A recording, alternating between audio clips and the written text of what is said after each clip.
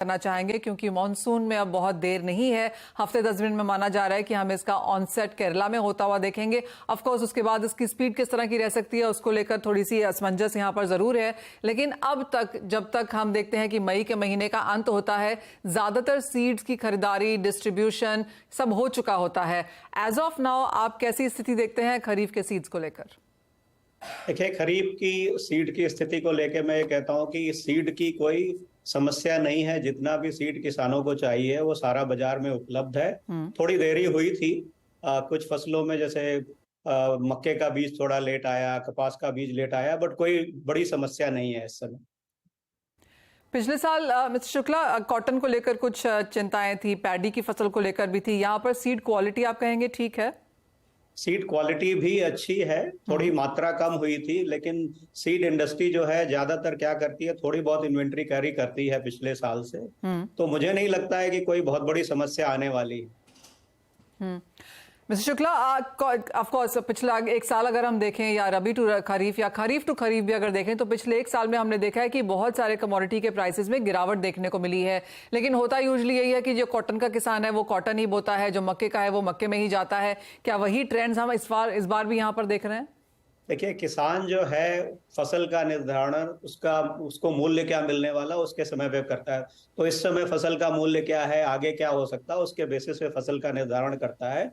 तो इस समय अगर देखा जाए तो क्योंकि सभी कमोडिटीज के मूल्य जो हैं एवरेज से अच्छे ही हैं, कम हो गए हैं बट फिर भी फार्मर के लिए फेवरेबल हैं। तो इसलिए इस समय ये कह पाना कि ये फसल ज्यादा लगेगी, बीज ज्यादा लगेगी, मुझे लगता है कि बारिश के समय के अनुसार और बारिश का डिस्ट्रीब्यूशन आगे चल के कैसे होता है उसके बेसिस पे फसलों का थोड़ा बहुत एरिया कम ज्यादा हो सकता है। एक तो तरीका होता है सीड देने का, जो कि डिस्ट्रीब्यूशन है, जो कि राज्य सरकारें भी यहाँ पर किसानों को उपलब्ध कराती हैं, और उसके बाद हाइब्रिड सीड्स हैं, हाई क्वालिटी सीड्स भी हैं। किस तरह से आप देखते हैं इन सबका मार्केट शेयर? देखिए, हाइब्रिड सीड इंडस्ट्री जो है, जिसको हम संकर बीज बोलते हैं हिंदी में, वो करीब करीब $3 बिलियन का है और ये दिन पर दिन बढ़ता जा रहा है। इस बढ़ने का इसका कारण ये है कि हाइब्रिड बीज का जब डेवलपमेंट किया जाता है तो उसको फार्मर की उपज, हमेशा फार्मर कोई भी बीज खरीदता है वो हमेशा कितनी उपज आएगी, कितना फायदा मिलेगा, उसके हिसाब से खरीदता है। तो मुझे लगता है कि हाइब्रिड बीज बनाने का जो तरीका है उसमें नई तकनीकों का इस्तेमाल किया जाता है, जिससे उपज ज्यादा आती है। हम बीमारी के लिए प्रतिरोधक क्षमता डेवलप कर लेते हैं, कीड़ों के प्रति प्रतिरोधक क्षमता डेवलप कर लेते हैं। उस वजह से किसानों का रुझान उसी तरफ ज्यादा रहता है। बट कुछ फसलें ऐसी हैं जहाँ पे हाइब्रिड उपलब्ध नहीं है, वहाँ पे किसान जो है अपना जो हम ओपीवी बोलते हैं, जो सेव्ड सीड होता है, उसको भी लगाता है। ये साल मिलेट्स का साल भी कहा जा रहा है और खरीफ में कुछ एक मिलेट्स भी यहाँ पर बोई जाएंगी। कैसे देखते हैं आप उस सीड की डिमांड? देखिए, जब मिलेट की बात आती है तो कॉमन लोगों को तो यही होता है, ज्वार और बाजरा को ही हम मिलेट मानते हैं, और यही दो बीज हैं जिसका सीड इंडस्ट्री के पास बीज रहता है। बाकी जितने भी जिनको हम माइनर मिलेट बोलते हैं, छोटे अनाज बोलते हैं, वो ज्यादातर पब्लिक सेक्टर के पास सीड है। तो ज्वार और बाजरा के सीड की कोई कमी नहीं है, इनफैक्ट जितना भी चाहिए किसानों को मिलेगा। और इस समय थोड़े मूल्य भी अच्छे हैं। तो मुझे लगता है अगर मौसम का साथ रहा तो इस बार ज्वार का तो नहीं बोल सकता हूँ ज्यादा, लेकिन बाजरे का क्षेत्र बढ़ने की पूरी उम्मीद है।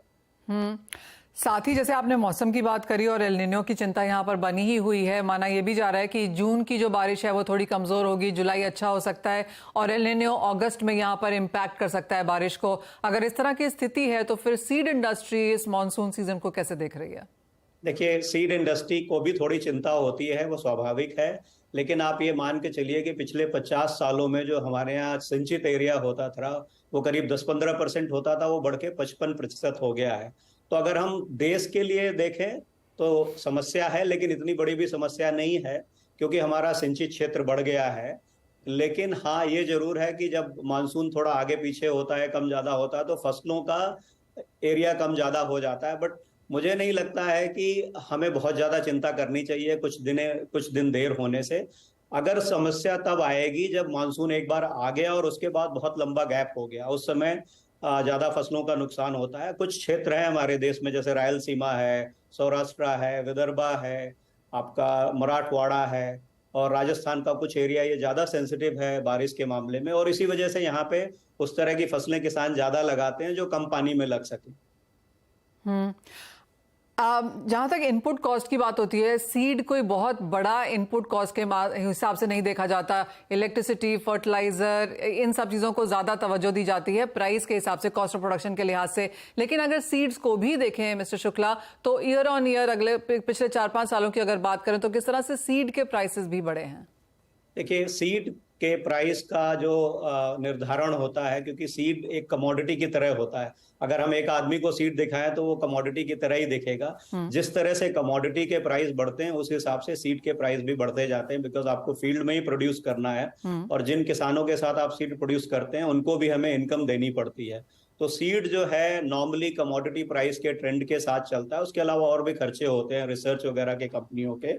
लेकिन सीड अगर आप टोटल खेती का खर्चा देखें, अगर 1 एकड़ में किसान 100 रुपए खर्च करता है तो सीड का खर्चा जो है 5 रुपए से ज्यादा नहीं होता है। लेकिन सीड एक ऐसा इनपुट है जो सबसे ज्यादा कंट्रीब्यूशन करता है।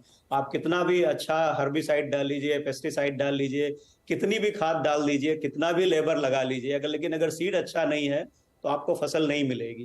तो इसलिए सीड सबसे कम खर्चे वाला इनपुट है और सबसे ज्यादा महत्वपूर्ण इनपुट है। और मेरी तो हमेशा किसानों से जब भी मैं मिलता हूँ यही रिक्वेस्ट रहती है कि आप अच्छे सीड पे ध्यान दो। जितना अच्छा सीड लगाओगे उससे आपका जो बाकी 95% का खर्चा है उसका भी सदुपयोग हो जाएगा, नहीं तो वो सारा बेकार चला जाता है।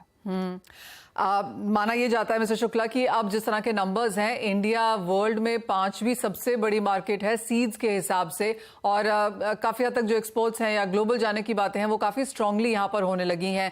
कैसे देखते हैं आप ये ग्रोथ, और जिस तरह के measures, policies as of now है सरकार की तरफ से, उनका कितना असर है?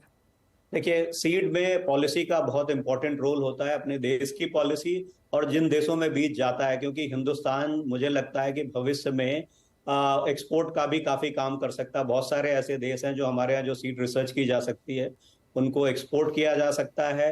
सीड कंपनियां प्राइवेट सेक्टर में काफी पैसा रिसर्च में खर्च कर रही हैं और अमूमन जो है 5 से 10% अपने रेवेन्यू का खर्चा रिसर्च पे कर देती हैं कंपनियां। तो सीड एक ऐसा इनपुट है जिस हिसाब से हमारे देश में जमीनें कम हो रही हैं, पॉपुलेशन बढ़ रही है, लोगों की आमदनी बढ़ रही है, डिमांड बढ़ रही है, तो किसानों को अपनी वर्टिकल यील्ड जिसको हम बोलते हैं कि एक खेत से ज्यादा उपज लेनी पड़ेगी। सीड इसमें बहुत इंपॉर्टेंट रोल प्ले करेगा और मुझे लगता है कि आने वाले समय में सीड इंडस्ट्री का बहुत इंपॉर्टेंट रोल रहेगा। इसका फ्यूचर भी अच्छा है। हाँ, जरूर है, इसमें पॉलिसी का सहयोग बहुत जरूरी है। बहुत सारी ऐसी चीजें जैसे गवर्नमेंट को R&D में सपोर्ट करना चाहिए। बहुत सारी नई तकनीकें हैं जिसके हिसाब से हम अपनी उपज में स्टेप जंप ला सकते हैं। अपने बीमारियों के जो खर्चे होते हैं उसमें पेस्टिसाइड का खर्चा कम कर सकते हैं। हम ऐसे भी सीड डेवलप कर सकते हैं जो कम पानी में भी अच्छे हो सकें। उसके लिए बहुत सारी, हम जिसको बोलते हैं जीनोमिक्स, जीन एडिटिंग, फिनोमिक्स, बहुत तरह की आधुनिक तकनीकें अवेलेबल हैं इस समय पूरे विश्व में। अगर हमें उनको देश में लाना है तो हमें अपना जो है कंपनियों को जो IPR प्रोटेक्शन चाहिए होता है उस पर भी ध्यान देना पड़ेगा और गवर्नमेंट को सपोर्ट करना चाहिए कि जो कंपनियां वास्तविक रूप से रिसर्च में खर्च कर रही हैं उनके पेटेंट के, उनके रिसर्च का जो उनका खर्च होता है उसको बचाने के लिए गवर्नमेंट का पूरा सपोर्ट होना चाहिए।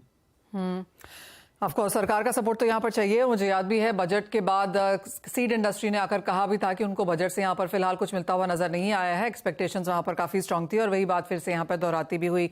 Mister Shukla, overall seed industry के आप नंबर्स कैसे देखते हैं? क्योंकि हमें याद है 2022 में कुछ $6 बिलियन जैसी इस इंडस्ट्री को आंका गया था और ये भी कहा गया था कि 2028 तक $12 बिलियन तक बनने की ये इंडस्ट्री एक स्ट्रेंथ रखती है। तो किस तरह से आप ये ग्रोथ होता हुआ देखते हैं? देखिए, ये नंबर तो जो है सारे संभव हैं। ये डिपेंड करेगा कि किस हिसाब से नए सीड आते हैं, नई तकनीक आती है, गवर्नमेंट कितना प्रोत्साहन देती है नई तकनीकों को लाने में। जब हम $6 बिलियन की बात करते हैं तो उसमें पब्लिक सेक्टर का भी सीड काफी शामिल है, उसमें लोकल सीड भी काफी शामिल है, जिसको हम ऑर्गेनाइज सेक्टर बोलते हैं। उसका मार्केट कम है और मुझे लगता है उसका कंट्रीब्यूशन भी रिलेटिवली ज्यादा है।